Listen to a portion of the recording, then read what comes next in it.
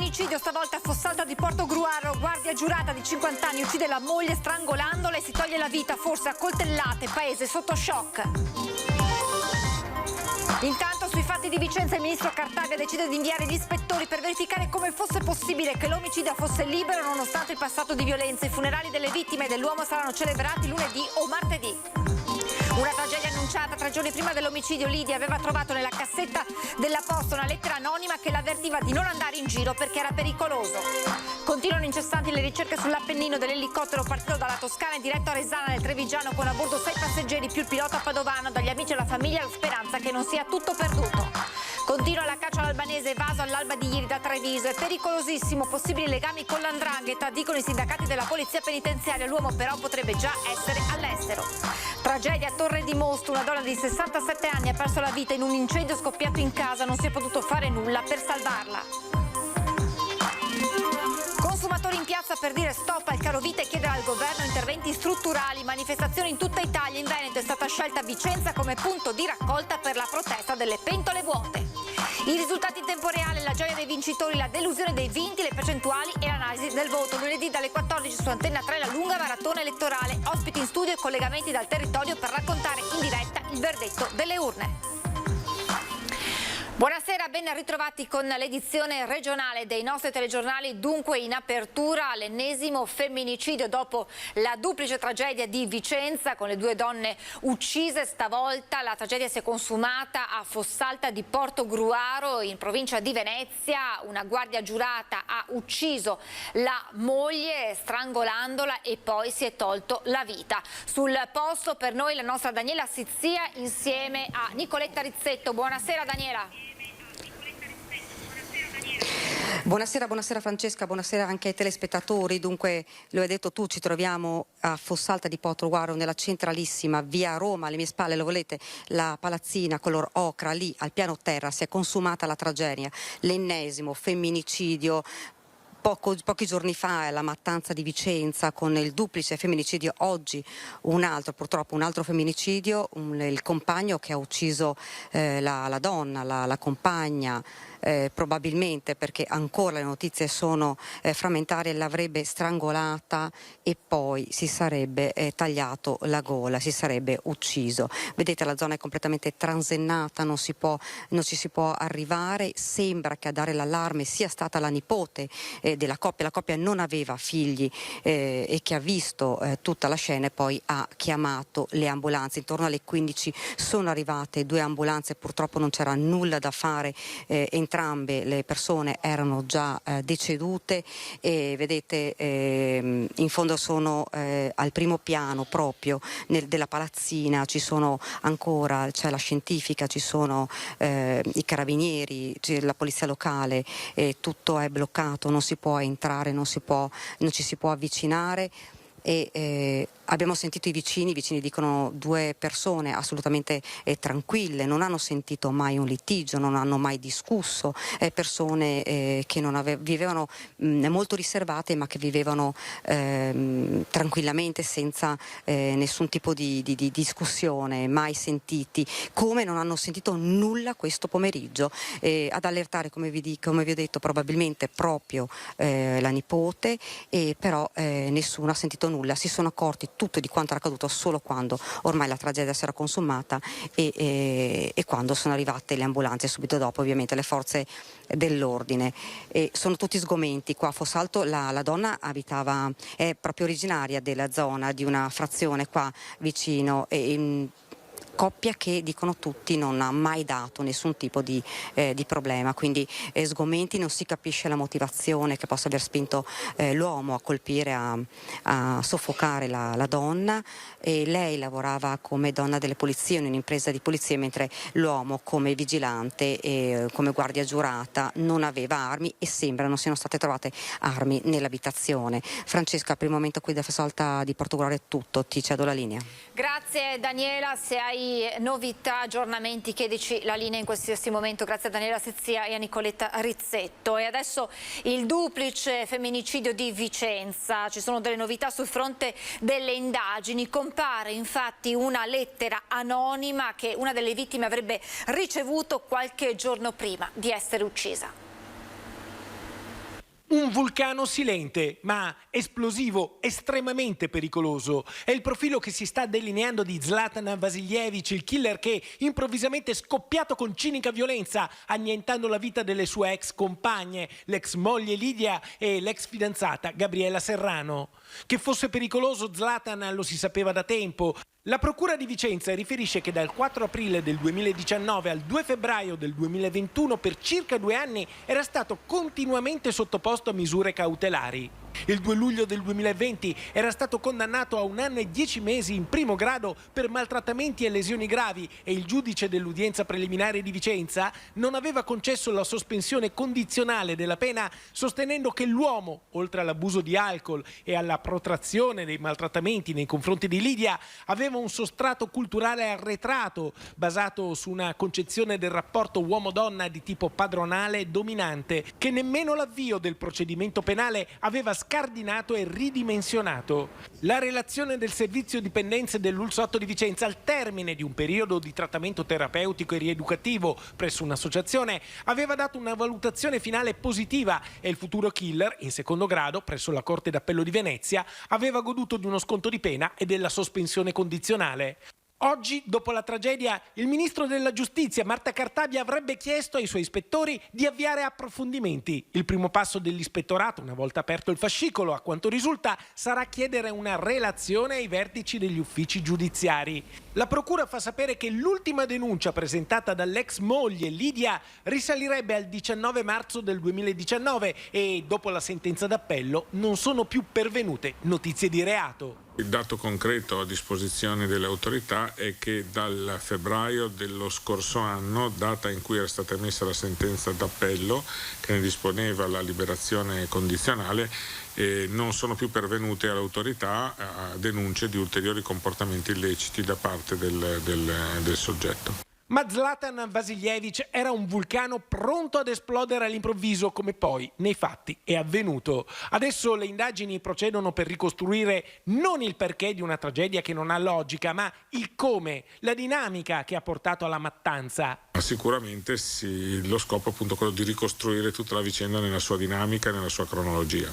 Al vaglio degli investigatori anche una lettera anonima di avvertimento a Lidia, trovata nella cassetta della nuova abitazione che lei e il nuovo compagno stavano acquistando a Vicenza 3 giorni prima del duplice omicidio. Il testo sarebbe stato scritto in una calligrafia quasi incomprensibile e avrebbe contenuto un avvertimento a Lidia di non andare in giro, firmato una tua amica. Adesso gli investigatori stanno passando al setaccio le immagini di videosorveglianza della zona dove Lidia è stata trovata morta. Ritengo che questo sia uno degli aspetti tecnici e investigativi che gli inquirenti stanno prendendo in esame. E l'ultimo addio a Lidia e Gabriela potrebbe già essere fissato per la prossima settimana. Intanto i vicentini si stringono al dolore delle famiglie straziate e ai figli delle 2 donne. Potrebbero venire celebrati tra lunedì e martedì della prossima settimana i funerali delle vittime e dell'autore del duplice femminicidio. Sono in corso da stamani le autopsie sui corpi di Lidia Milikovic, Gabriela Serrano e di Zlatan Vasiljevic. Dopodiché il magistrato potrà dare il nulla osta alle esequie. La folle mattanza che ha sconvolto l'intera comunità vicentina e straziato l'attuale compagno di Lidia, presente ieri sera al momento di ricordo che si è svolto in Piazza dei Signori.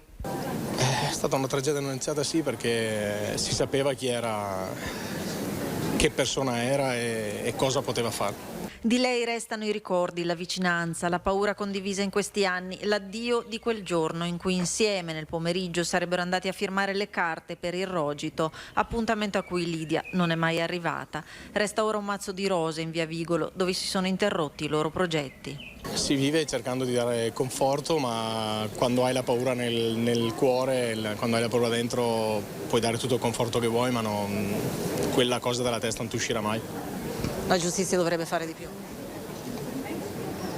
Come ho già detto, forse dovrebbero uscire un po' più dai loro schemi.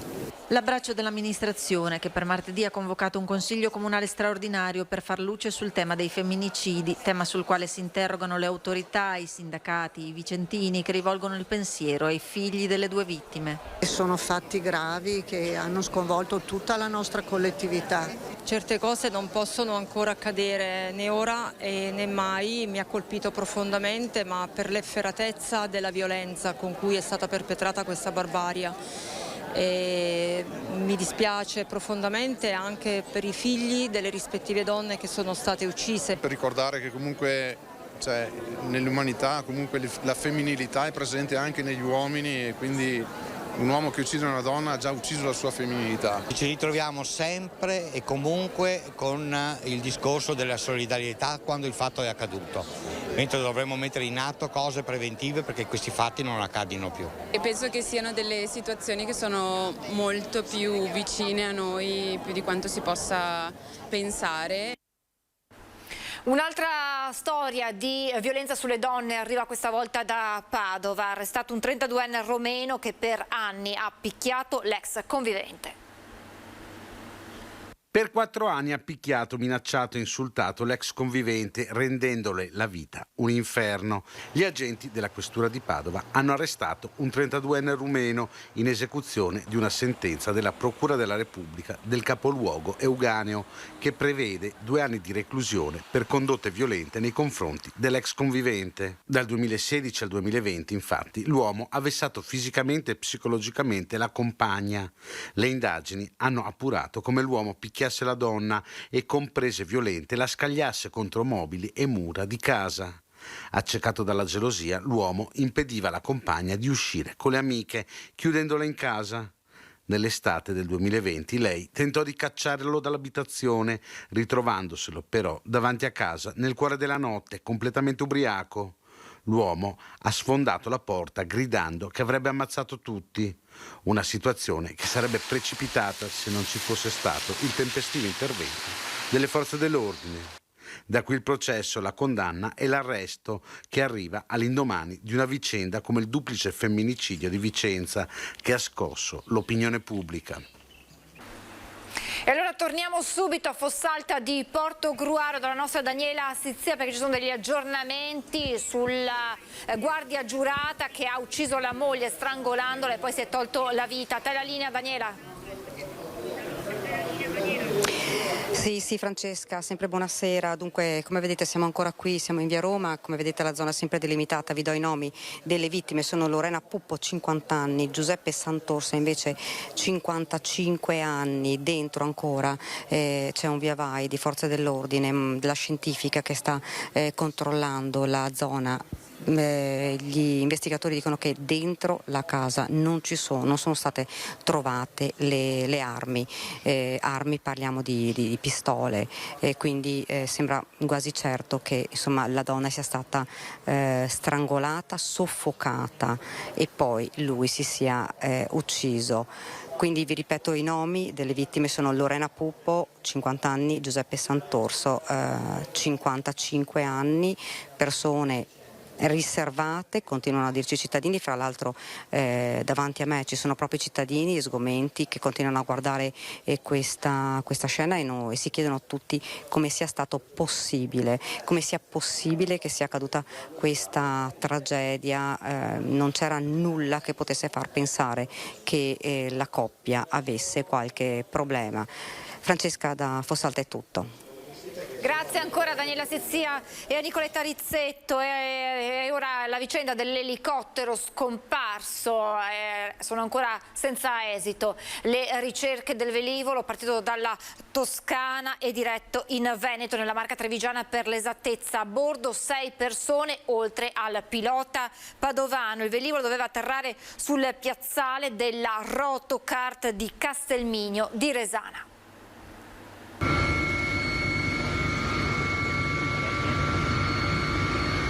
Proseguono senza sosta dall'alba le ricerche dell'elicottero scomparso in volo ieri durante una tempesta sull'Appennino tosco-emiliano.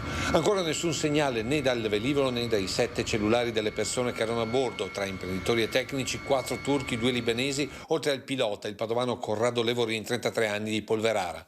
Il decollo ultimo di una 3 giorni organizzata da un'azienda di Reggio nell'Emilia ieri mattina alle 9 da Capannori in Toscana, con arrivo previsto sul piazzale della Rotocart a Castelmigno di Resana, dove gli stranieri avrebbero dovuto visitare il centro logistico per tecnologia e dimensione unico al mondo. La vostra apprensione è partita ieri intorno alle 10:30 quando non è arrivato questo elicottero. Diciamo verso meno un quarto alle 11, perché era passato un periodo nel quale non aveva quasi più neanche possibilità di essere in volo l'elicottero, perché i consumi dell'elicottero sono grossi e sapendo qual era il tragitto che dovevano fare, diciamo che eravamo fuori tempo massimo, diciamo. Elicottero noleggiato alla Avio di Thiene, oggi con l'hangar chiuso all'aeroporto Ferrarin e un'unica comunicazione ufficiale affidata all'ANSA.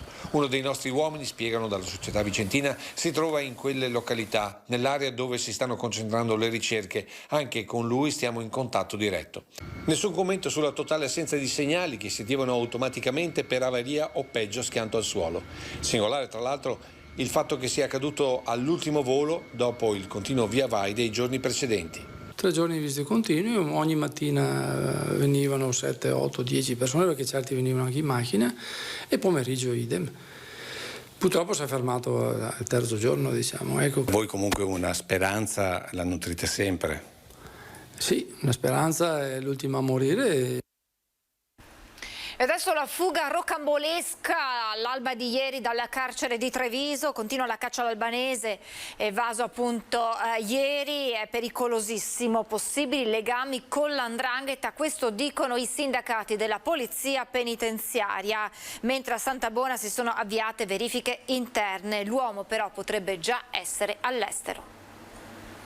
Potrebbe avere già varcato i confini nazionali Edison Pula, il 27enne albanese evaso giovedì all'alba dal carcere di Santabona, una fuga da film tentata anche da altri 2 connazionali subito bloccati dalla polizia penitenziaria. Pula invece si è dileguato, letteralmente scomparso nel nulla. Nessun avvistamento infatti è stato registrato a nord-est nelle 24 ore seguenti, come volatilizzato. Agenti militari hanno battuto l'intera regione ma senza nessun risultato concreto, il che fa propendere le stesse fonti investigative per un'evasione organizzata da tempo, scientifica nei tempi e nei modi. Quasi sicuramente qualcuno lo aspettava nelle vicinanze di Santabona e gli ha consentito di far perdere le proprie tracce. Difficile comunque che il giovane sia ritornato in Albania, suo paese natale, dal quale tra l'altro era fuggito a suo tempo. Sulla sua testa pende una condanna da scontare a 16 anni per tentato omicidio, rapina, detenzione di esplosivi, spaccio. A Santabona si trovava da febbraio dopo l'arresto della squadra mobile in un casolare di Carbonera,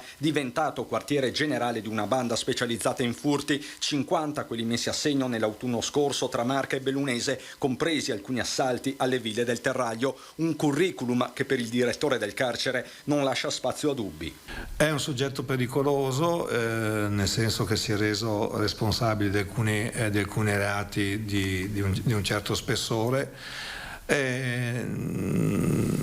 Cosa dire alla cittadinanza? Ecco, io credo che le forze dell'ordine sapranno presto riprendere l'evaso. Non credo che avrà una lunga vita di latitanza. Questa è almeno la convinzione di Quagliotto, che a sua volta in queste ore sta portando avanti verifiche interne. C'è stato l'utilizzo di un oggetto non consentito, che non poteva essere in disponibilità delle persone, e pertanto è evidente che qualcosa ha fatto difetto. Su come la lima usata per segare le sbarre sia entrata nella casa circondariale non si esclude nessuna ipotesi, nemmeno quella più suggestiva, ovvero il trasporto tramite drone, che certo sembra improbabile. Per il direttore di Santabona poi non ci sarebbe nessuna relazione tra l'aggressione di mercoledì, che ha creato scompiglio all'interno del carcere, e la fuga all'alba del giorno dopo.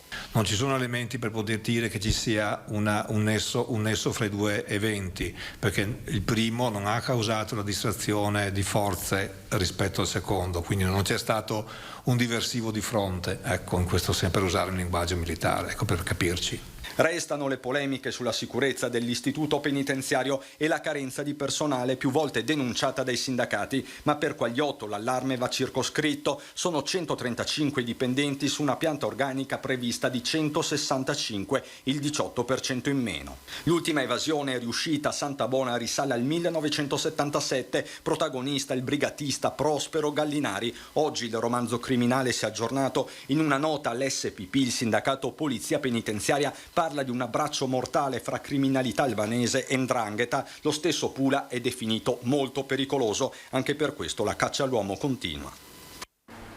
Proseguiamo con la cronaca e torniamo nel veneziano con la tragedia che si è consumata a Torre di Mosto. Una donna di 67 anni ha perso la vita in un incendio scoppiato in casa. Non si è potuto fare nulla per salvarle la vita. Erano circa le 10 quando in una palazzina in piazza Indipendenza, poco distante dal municipio di Torre di Mosto, è esploso un incendio che non ha lasciato scampo a una donna di 67 anni a causa delle inalazioni di monossido di carbonio. La donna, intrappolata, ha cercato di chiedere aiuto. Le sue grida sarebbero arrivate alle persone che si trovavano al mercato poco distante e a quel punto il titolare di un banco di ortofrutta avrebbe dato l'allarme. I primi ad arrivare sul posto sono stati un agente della polizia locale e un carabiniere in congedo. Hanno sfondato la porta e portato fuori la donna, mentre nel frattempo arrivava l'ambulanza. Ma nonostante la tempestività non c'era più nulla da fare. I soccorritori del SUEM 118 hanno tentato di rianimarla con esito sfavorevole.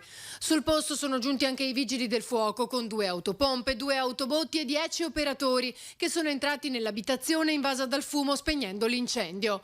Messa in sicurezza la casa, il personale di polizia giudiziaria ha effettuato un primo sopralluogo per cercare di capire le cause dell'incendio insieme ai carabinieri di San Stino di Livenza. Le operazioni sono terminate nel pomeriggio. Voltiamo pagina, consumatori in piazza per dire stop al caro vita e chiedere al governo delle misure strutturali. Manifestazioni in tutta Italia. In Veneto è stata scelta Vicenza come punto di raccolta per la protesta denominata delle pentole vuote. Ascoltateci. Le pentole sono vuote a causa degli aumenti dei prezzi, caro vita, corsa al rialzo, per cui oggi in tutte le piazze italiane le associazioni dei consumatori hanno dato voce alle difficoltà delle famiglie. Le famiglie stanno stringendo la cinghia e stanno svuotando le pentole, rimandando anche il pasto e tenendo quello che si può spendere per i figli più piccoli. Piazza Biade, il centro veneto di raccolta in cui si sono riuniti i rappresentanti per denunciare la spinta inflazionistica che in Veneto tocca Vicenza più che altri capoluoghi. Ma qui a Vicenza possiamo dire che l'inflazione sta crescendo di più di altre città d'Italia, perciò qualcosa ci preoccupa maggiormente, più se pensiamo che in questi giorni, come ben sappiamo, sono aumentati i tassi di interesse, avremo anche a fare i conti con mutui che aumentano e prestiti che le famiglie che hanno già problemi avranno da fare i conti anche con questa emergenza. Una tra le prime è quella che le associazioni dei consumatori possano sedersi ai tavoli del governo e definire assieme a loro e ai decisori politici quali sono le misure più efficaci e più efficienti per la popolazione. Al momento siamo rimasti purtroppo inascoltati, motivo per il quale in tutte le piazze d'Italia siamo scesi per protestare, per far sentire la nostra voce. Vogliamo dare un segnale che la gente ormai non ne può più, gli aumenti, l'inflazione, gli aumenti, gli alimentari, l'energia e tutto ci stanno massacrando e a fronte di tutto ciò 200 euro di bonus da parte del governo. L'importanza di avere dei comitati territoriali presso per esempio il prefetto formati da personale delle associazioni consumatori che controllino i prezzi. Non c'è nessuna ragione per questi aumenti, è una speculazione, è una fortissima speculazione. E proprio su questo ha fatto luce il prefetto di Vicenza che ha raccolto le proposte della delegazione. Il prefetto ha garantito che farà un'analisi evidentemente delle proposte per calarle territorialmente, però ci saranno delle determinazioni che saranno assunte a livello nazionale. Piuttosto io ho assicurato la mia disponibilità invece ad essere attento ad eventuali segnalazioni che su fatti specifici loro ritenessero di dover avanzare. Domenica Election Day, lunedì i risultati. Antenna 3 sarà in diretta come sempre per aggiornarvi in tempo reale. Il verdetto in tempo reale, la gioia dei vincitori, la delusione dei vinti, le percentuali e l'analisi di un voto ancora una volta incerto è tutto da decifrare a partire dal dato sull'affluenza. Tutto è pronto ad Antenna 3 per la lunga maratona elettorale di lunedì a partire dalle 14, ospiti in studio e collegamenti dal territorio. Una non stop tutta da raccontare, come sempre rigorosamente in diretta, mentre tutti gli elettori veneti sono chiamati a esprimersi sui quesiti referendari per la giustizia. Sono 86 invece i comuni che rinnoveranno le loro amministrazioni. Tra le sfide cruciali Verona, Padova e Belluno. È qui soprattutto che le forze politiche misureranno il loro peso specifico dopo 2 anni di pandemia e con una crisi internazionale in atto, e questo in vista delle politiche del 2023, salvo colpi di scena. Dalle 14 quindi l'appuntamento è su Antenna 3, in contemporanea con l'avvio delle operazioni di scrutinio del voto comunale, la politica, l'amministrazione, il territorio, le reazioni a caldo e i comuni che dovranno andare al ballottaggio. Su Antenna 3 ancora una volta una maratona da correre insieme. Ed è tutto, vi lascio le previsioni del tempo, grazie per averci seguito, buona serata.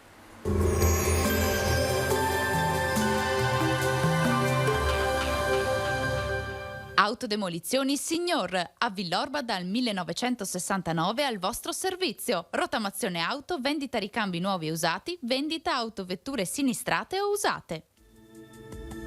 Bentrovati al meteo. Alta pressione africana in rinforzo a protezione del nostro territorio nel weekend, che sarà decisamente buono e caldo. Vediamo il dettaglio di sabato 11 giugno. Sul Veneto ci attende una giornata completamente soleggiata, come vediamo il cielo sarà sereno e limpido un po' dappertutto. Non sono attese piogge particolarmente degne di nota. Temperature in lieve aumento, minime tra 14 e 23 gradi, massime comprese invece tra i 26 e i 29 gradi. Ci spostiamo ora sul Friuli Venezia Giulia, anche in questo caso cielo in prevalenza sereno, salvo una possibile residua nuvolosità di primo mattino sulle zone più orientali della regione. Temperature minime sui 17-21 gradi, massime intorno ai 28-30 gradi. Infine vediamo la situazione del Trentino Alto Adige, tanto sole anche qui, tuttavia sarà possibile qualche cumulo sui rilievi di confine nel corso del pomeriggio. Temperature minime intorno ai 16 gradi, massime sui 30-31 gradi all'incirca. Dal meteo di Antenna 3 per ora è tutto, grazie per l'attenzione, arrivederci.